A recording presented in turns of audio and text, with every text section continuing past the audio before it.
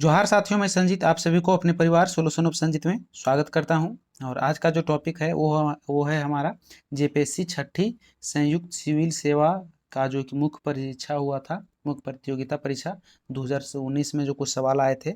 आज हम उसके बारे में चर्चा करेंगे। तो ये टॉपिक में ज़्यादा कुछ सवाल नहीं, जो कि मात्र 9 क्वेश्चन है। तो 9 क्वेश्चन को हम जल्दी जल्दी से देख लेंगे, ठीक है ना।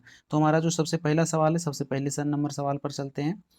तो पहला सवाल क्या है कि बंगम मांझी जो नेता थे, वो कौन से आंदोलन के नेता थे? हरि बाबा आंदोलन, सत्य धर्म आंदोलन, सफाहोड़ आंदोलन या फिर सरदार आंदोलन? आप सभी लोग जानते होंगे कि ये जो है सफाहोड़ आंदोलन के नेता थे। तो सही आंसर यहाँ पर सफाहोड़ आंदोलन हो जाएगा। और सफाहोड़ आंदोलन का जो अर्थ होता है वो क्या होता है? सिंह भोंगा के प्रति समर्पण। तो ये चीज़ भी आप लोग को ध्यान रखना है। चलिए, अगला सवाल हमारा क्या है कि टाना भगत की आंदोलन जो है, आंदोलन की शुरुआत किया वो किनके द्वारा किया गया? जतरा उरांव, शिबू उरांव, ठेबले उरांव या फिर इनमें से कोई नहीं? तो जानते होंगे इसके बारे में। जो जतरा उरांव यानी जतरा भगत के द्वारा जो है टाना भगत आंदोलन की शुरुआत किया गया था। और ये कब शुरुआत किया गया था? तो ये अप्रैल 1914 ईस्वी में इसकी शुरुआत किया गया था। और कब तक चला था? तो 1900 जो कहीं कहीं 19 दिया हुआ है, कहीं कहीं जो 20 दिया हुआ है, यानी 1914 से 1920 तक ये आंदोलन चला हुआ है। ये चीज़ भी आप लोग को याद रखना है। और ये जतरा भगत और तुरिया भगत के द्वारा जो छोटा नागपुर के पठार में शुरू किया गया था, ठीक है ना। तो ये चीज़ भी आप लोग को याद रखना है ना। चलिए, और ये जो टाना भगत आंदोलन हुआ था, ये मतलब इन सभी लोगों पर जो कर लगा दिया गया था उसके विरोध में ये आंदोलन शुरुआत हुआ था।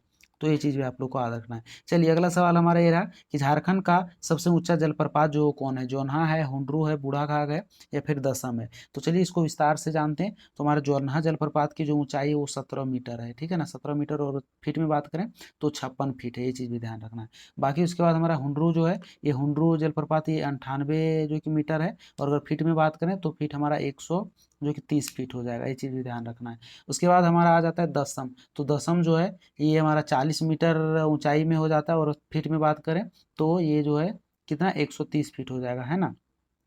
नहीं, ये जो हुंड्रू का जो है ये 130 नहीं होगा। हुंड्रू का जो है मतलब 321 फीट है। सॉरी, जो है कि माफ़ कीजिएगा, ये हुंड्रू जलप्रपात की ऊंचाई जो है 321 फीट है। और दसम जलप्रपात की ऊंचाई जो है वो कितना है? 130 फीट है।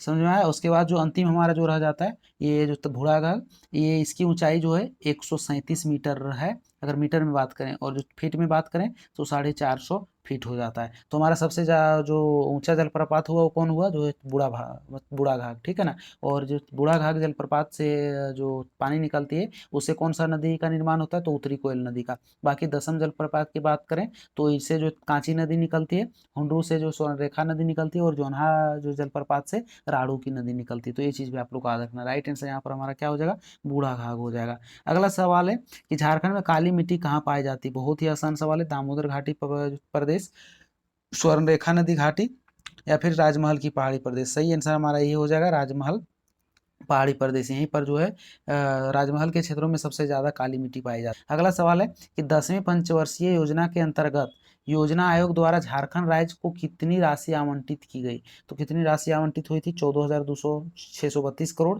24,850 करोड़। क्या हो जाएगा हमारा यहाँ पर? 14,632 करोड़ जो है आवंटित की गई थी 10वीं पंचवर्षीय योजना में। ये आप लोग को याद रखना है। चलिए, उसके बाद हमारा ये रहा अगला सवाल कि जनसंख्या की दृष्टि से भारतीय राज्यों के मध्य झारखंड का स्थान जो कौन सा है? 11वां, 12वां, 13वां, इनमें से कोई नहीं?